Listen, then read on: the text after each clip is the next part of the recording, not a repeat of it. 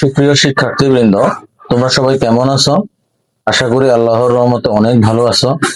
আজকে আমি তোমাদেরকে ভয়েস চেঞ্জের সহজ নিয়ম দেখাবো। আসলে ভয়েস চেঞ্জ করতে গেলে অনেকে ভয় পায়।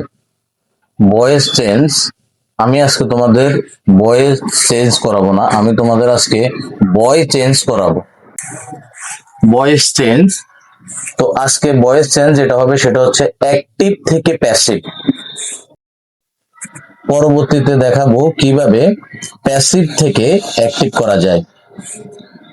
তো একটা কথা মনে রাখবে, ভয়েস চেঞ্জ করতে হলে তোমাদেরকে অবশ্যই সাবজেক্ট এবং অবজেক্ট সম্পর্কে পূর্ণাঙ্গ ধারণা থাকতে হবে।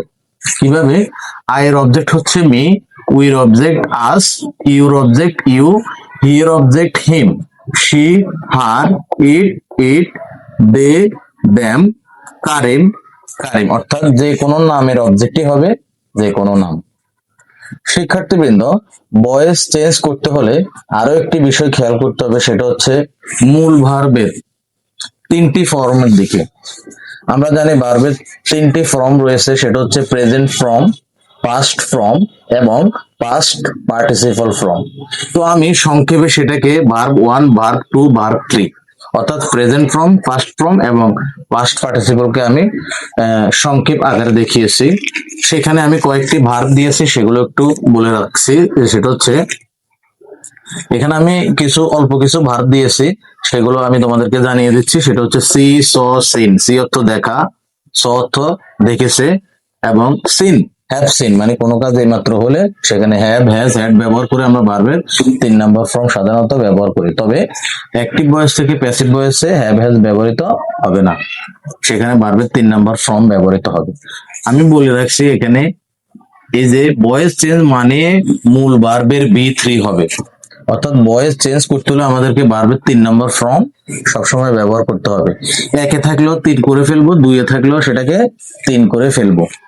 Play, played, played, tell, told, told, make, made, made, give, gave, given, teach, taught, taught, enjoy, enjoyed, enjoyed. এই হচ্ছে ভার্ব। তাহলে ভয়েস চেঞ্জ করতে হলে কি কি বিষয় লাগবে? সাবজেক্ট অবজেক্ট লাগবে, মূল ভার্ব লাগবে, মূল ভার্বের B1, B2, B3 লাগবে। এবার আসো আমরা ভয়েস চেঞ্জের দিকে যাব। ভয়েস চেঞ্জ করতে হলে খেয়াল করো, ভার্ব যদি বাক্যে ভার্ব 1 থাকে আমরা অক্সিলারি ভার্ব হিসেবে am, is, are, আর যদি ভার্ব 2 থাকে তাহলে was, were ব্যবহার করব। যদি বাক্যে am, is, are, was, were এগুলো থাকে তাহলে তার সাথে আমরা বিং যোগ করে দেব। আর যদি হ্যাভ, হ্যাজ, হ্যাড থাকে এগুলোর পরে আমরা বিং বসিয়ে দেব।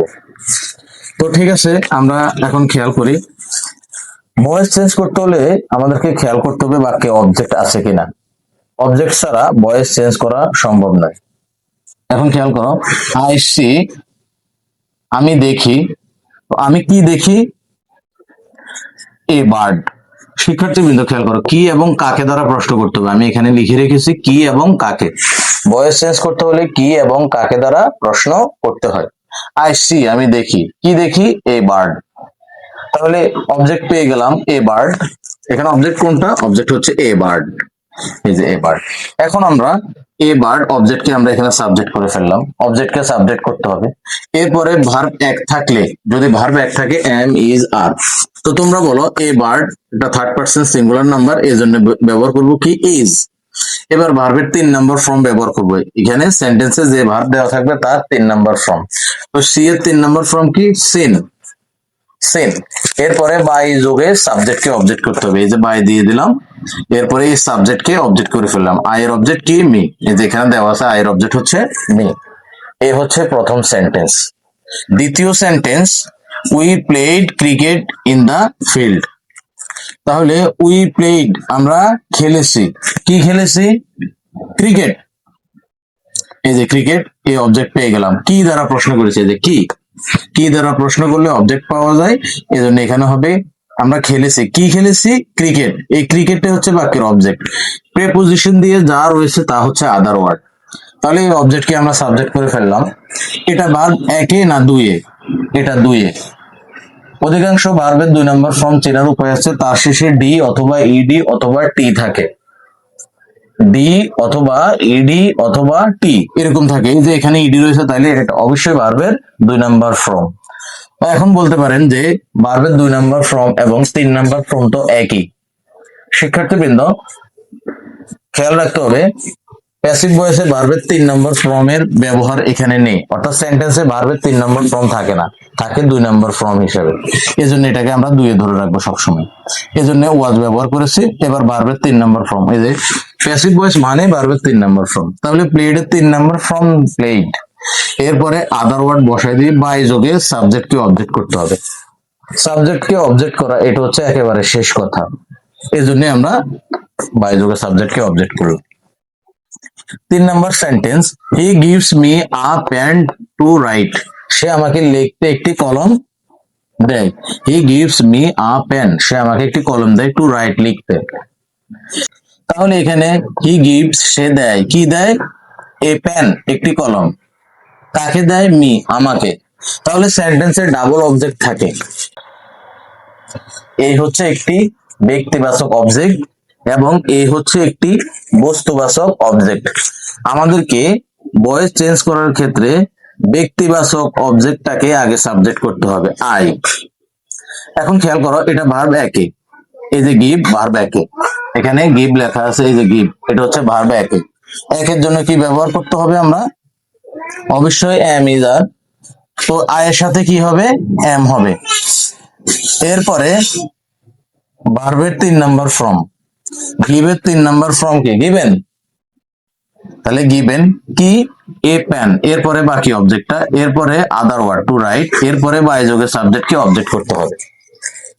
শিক্ষার্থীবৃন্দ এটা আবার খেয়াল করো, এই যে ব্যক্তিবাচক অবজেক্টটাকে আগে সাবজেক্ট করলাম, এটা হচ্ছে ভার্বের 1 নাম্বার ফর্ম। 1 নাম্বারের জন্য এম ইজ আর, তাহলে আয়ের সাথে কি বসে? এম বসে।